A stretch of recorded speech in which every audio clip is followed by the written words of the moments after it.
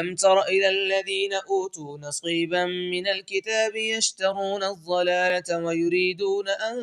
تضلوا السبيل والله أعلم بأعدائكم وكفى بالله وليا وكفى بالله نصيرا. من الذين هادوا يحرفون الكلم عن مواضعه ويقولون سمعنا وعصينا واسمع غير مسمع وراعنا ليا بألسنتهم وطعنا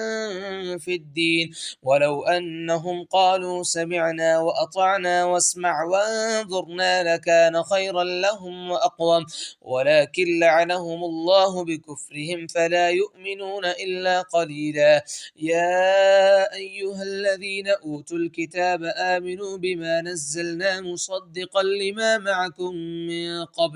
من قبل أن نطمس وجوها فنردها على أدبارها